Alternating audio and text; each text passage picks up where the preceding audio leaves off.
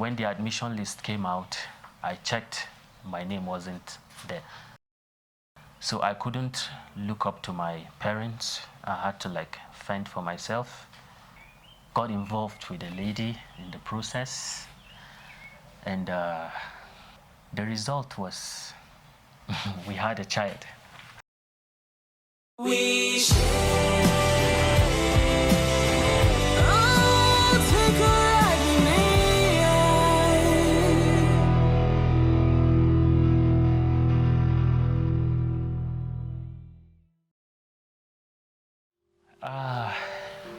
After that, you know, in the university system, if you're there, it's a place that you don't just sit and be comfortable. It's a place that if you want to survive, you must further your education. That is, you must develop yourself. And not only that, you must publish or you perish. You know, that's the common slogan in the university. You publish or you perish, because if not, there's no way you progress. There wouldn't be any promotion, because you'll be promoted based on your publications, and as well based on you must enroll for a PhD. That is, if at the end of the day you want to become a senior lecturer. The Tertiary Education Trust Fund is there. To God be the glory, I was able to secure admission in Paris, France, to study international business management, and my focus was on innovation and entrepreneurship. The scholarship was given, but then my program in Paris, France was a 4-year program, but then Tetfund offered scholarship for 3 years only. What's the implication there? That means the 4th year, of course, I'll be the one to take care of that. Well, as I started in 2013, 2014, just after a while, Nigeria went into recession. So the negative effect of the recession was that, of course, the exchange rate was not favorable to the Naira. So, and the implication was that if you're given, let's say, 10 million to go and study abroad, already 10 million Naira has been approved and given to you through your school. And then there's a recession. That means if a dollar was, let's say, 250 Naira, now, of course, a dollar would be, let's say, 350 or 400 Naira. So, which means your money, the money approved, would not see you through the program. But meanwhile, already I had a shortfall of 1 year, of which I was going to take care of on my own.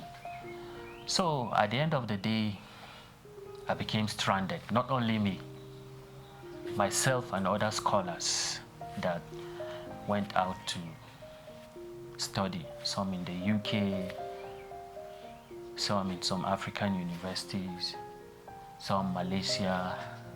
After my coursework, I had no money again to continue staying in Paris.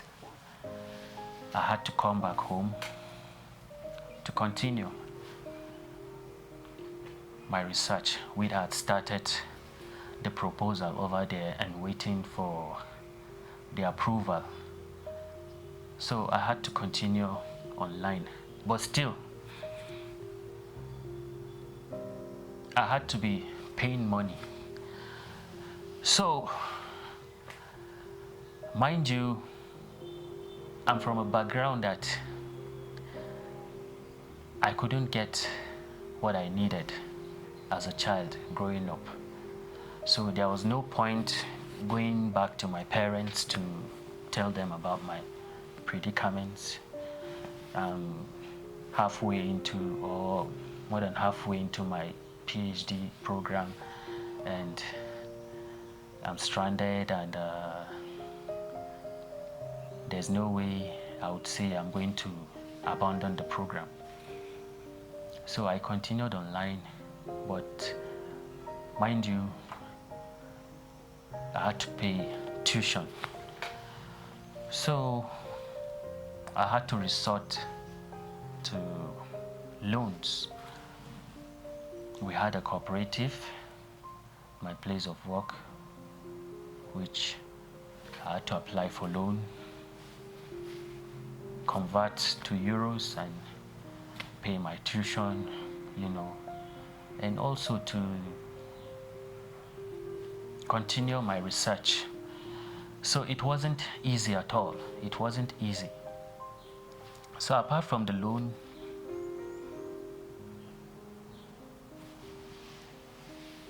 I had responsibilities because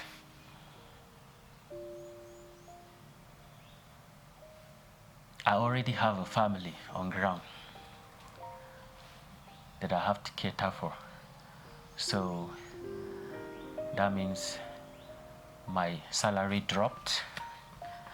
I had to take care of my family and also my research. Scholars across Nigeria, we sort of came together. We had this WhatsApp group that we had to appeal to the government to look into our plight. I remember in the UK there was a demonstration because scholars were stranded and nothing was done by Tetfund, so they had to demonstrate, and even went to BBC, that is the British Broadcasting Corporation, to put forward their case, which of course got to the ears of the President Muhammadu Buhari and also Tetfund. After a while, Tetfund made approval,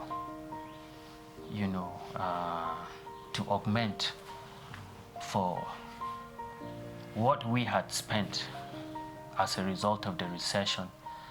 I remember some of my colleagues that were lucky had parents that were able to raise money for them. Some that already had properties, sold such property, like houses, cars. I remember a colleague of mine, her husband was there to support her. He sold his car. But me, I hadn't anybody to support me. So,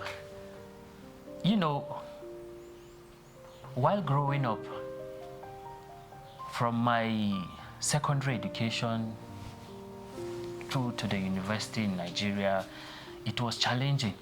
But when I got this admission, with a scholarship from Tetfund, I heaved a sigh of relief, thinking that, at last, I'm going to, study, without any form of challenge. The scholarship is there. But alas, the recession, took me back to my previous years. So I now realize that God has destined it for me in such a way that in my aspiration to acquire, an education, that is where,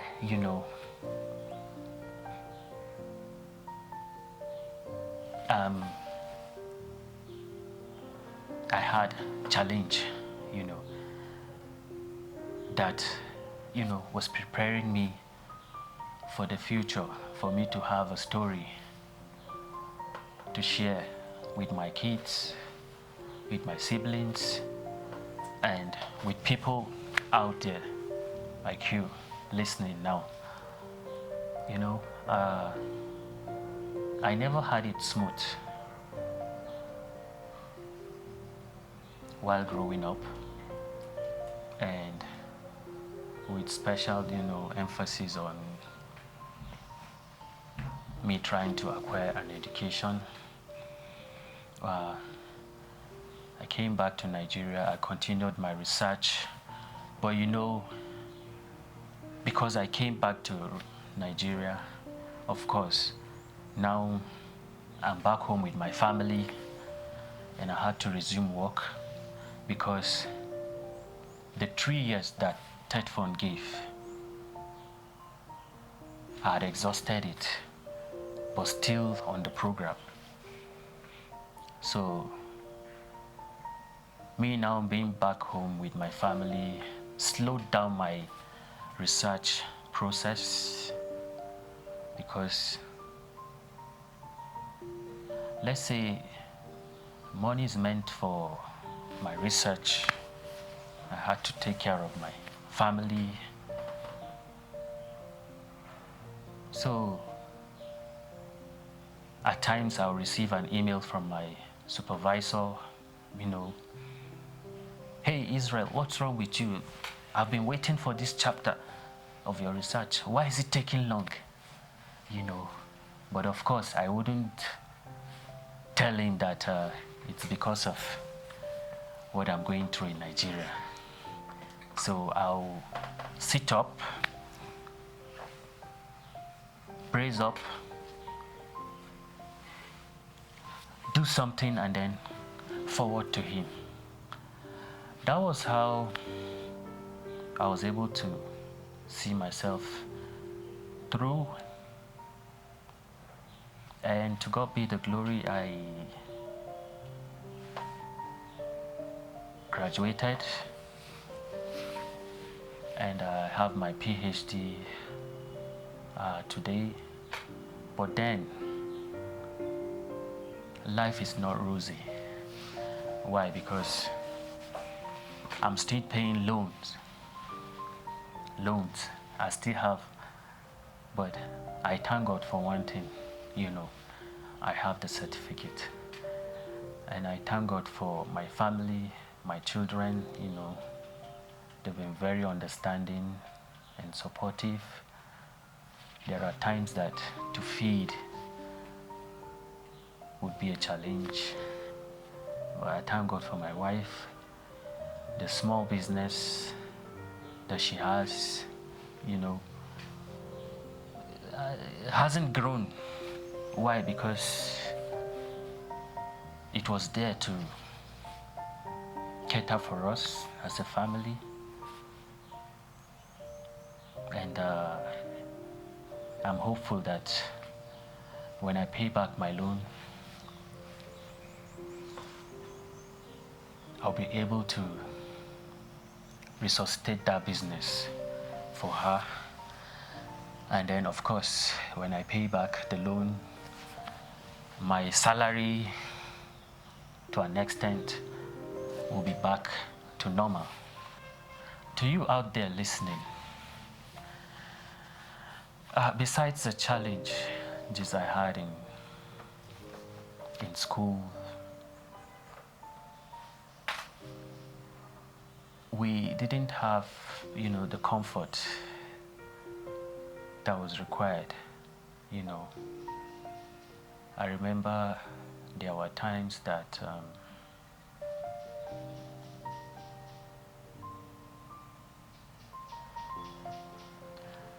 A case in point, the festive period, you see children, well dressed, the Christmas and New Year period. But what we do is to wash our old clothes, and we to an extent lived up to the reality of life. We understood the situation, and for example, my mother used to sell kose de doya, that is bean cake, and yam, fried by the roadside and sell. At a market called Maraban Jamal, I remember every Saturday evening, wherever we were, the children will run back home. Why? Because we're going to wash beans. That is, you wash it, you remove the back of it, you wash it, then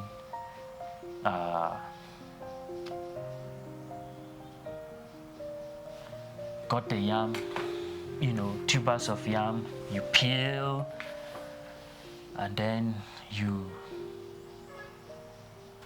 we keep it in water. Early morning, we're off to Maraban Jama. Throughout the day, our mother would sell, and it is that money that our mom will use to support our dad, to see us through school, and also to get food at home. And as a young man, I had my excesses, my parents, especially my dad, made sure they trained us, in a godly way. But, as a young chap, you go out of your way to explore, to see what's out there in terms of fun, So I could remember there was a time my dad almost gave up on me. Why? Because after school, I didn't make my papers to enable me secure admission, and I was becoming wayward. But to me, within me, I felt I was focused. But my dad didn't see that. At some point, it almost affected me, emotionally and psychologically. But I made sure I didn't lose focus, in my aspiration. It got to a point that after graduation, when I came back home one time with my National Youth Service Corps uniform, people in my vicinity were surprised. So to see me with that uniform, and so this guy went through the university, because in the area we were being seen as, rascals. But meanwhile, I have a Christian background, you understand. But like I said, in that formative years, in your quest for, having a good social life, you make some mistakes in the process. And like I said, my dad especially almost gave up on me. Mothers, they have this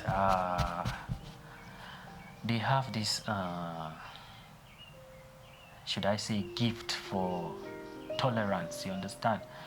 My mom, to an extent, never gave up, but instead she would pray, she would talk to me, she would scold, and she would still show me that she has hope in me.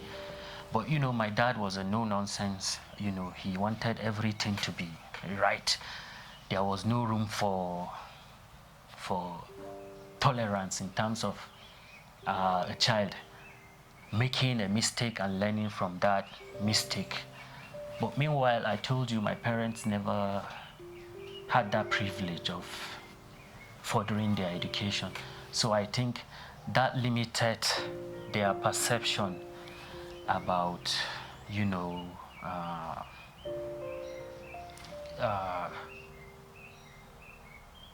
child upbringing, especially at the adolescent stage, you understand? So, but today, we'll sit with my dad, and then we'll reflect, and at some point he came to the realization that, in this life, yes, mistakes could be there, and but once there's a focus, lessons could be learned from such mistakes. And today my parents, my siblings, my friends, to an extent, they appreciate me for who I am today. I wouldn't say I'm at that stage of perfection yet. I'm still striving, Yes, I'm a lecturer. My aspiration is to be a professor one day. So, as I share this story with you, I hope you'll be inspired, just as this program is. Share and inspire. I know you're out there, you're about giving up. You feel your parents cannot afford to pay your tuition. Don't give up. You should make effort,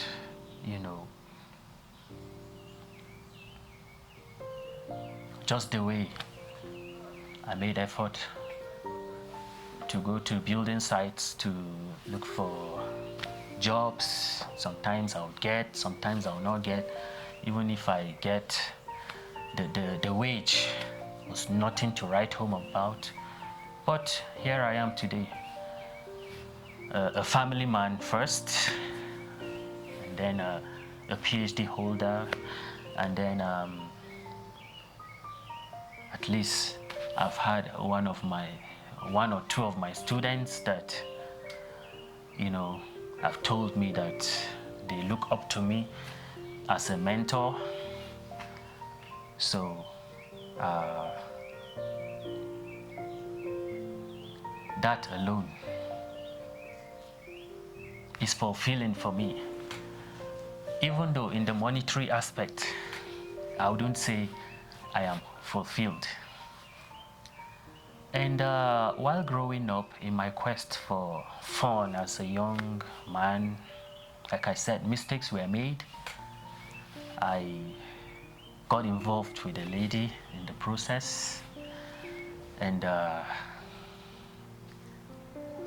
the result was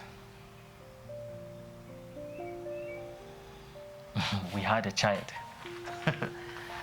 You understand? And mind you, I told you my parents were strict, especially my dad. But when it happened, of course, then I got to understand my parents. I wasn't beaten or chastised the way I would then, whenever I did something wrong.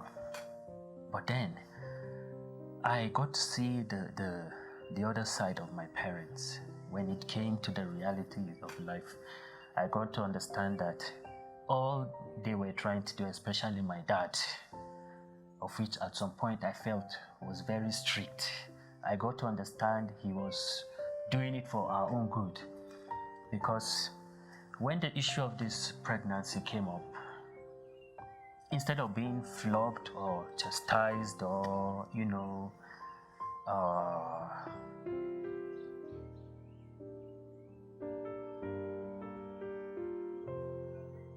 being referred to as an outcast, because then, when such issues come up,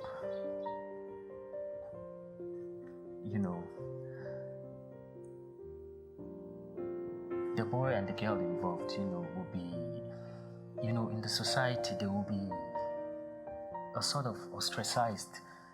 Not per se, but, emotionally and psychologically, they will be seen as, I don't know how to put it, as sinners, if you're coming, to the spiritual angle. But then I could see my parents, yes, they made me understand I made a mistake. We made a mistake with the lady in question, and what they tried to do then was, okay, since myself and the lady were both young and we had our dreams, and aspirations. Meanwhile then, I was still at home seeking for admission to the university. So then when it happened, I felt my dream had been shattered. But both families, we said, okay, it has happened, and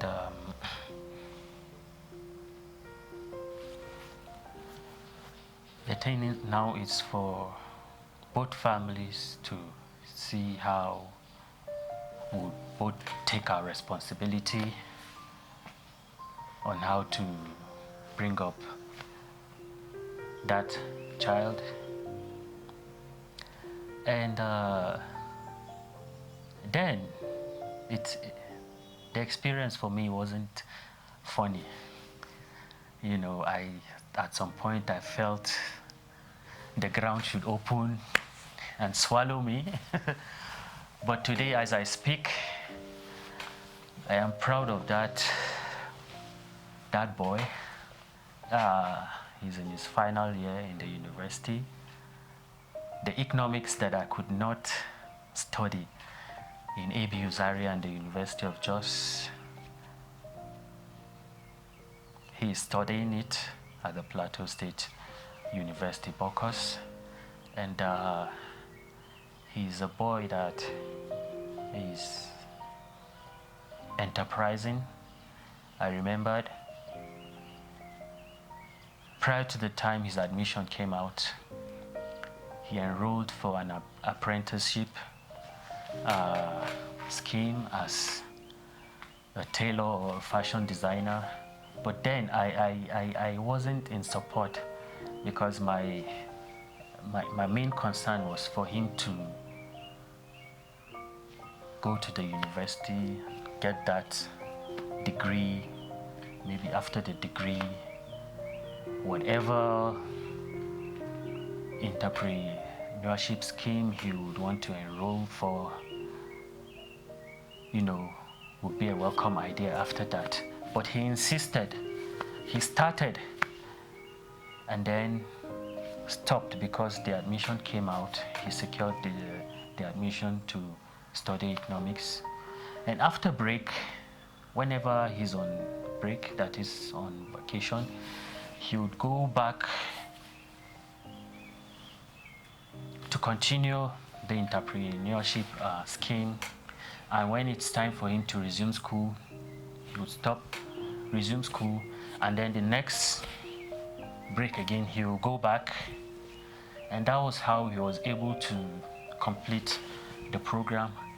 And as I speak now, he's there at his shop, you know, making money, you know, making clothes for his customers. Last time he sent me a logo that is that's his brand, and as a father, as a parent, I hope to in the future, you know, support him to build that brand. So for those of you out there that one way or the other, because of the difficulty in school, you feel you want to drop out, please don't. It wasn't smooth for me, and if I had given up, I wouldn't be here sharing my story with you. I have stories in different aspects of life, but like I said, this one is focused on my educational journey, which wasn't smooth, and to God be the glory. I'm here as a family man and as a PhD holder. As I said earlier, I'm aspiring to be a professor some few years to come, and at my place of work, I would say I have served as examination officer. I've served as coordinator of my department. That's like head of department. And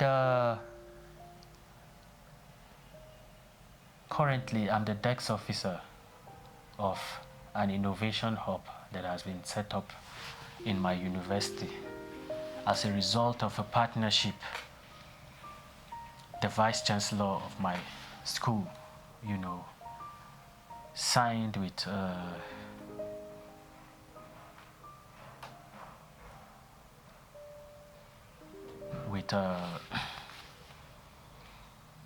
an organization in Sweden. With this brief story of mine, I hope you have been inspired out there, and I urge you to keep watching and listening to Share and Inspire. See you next time. Bye bye. Thank you.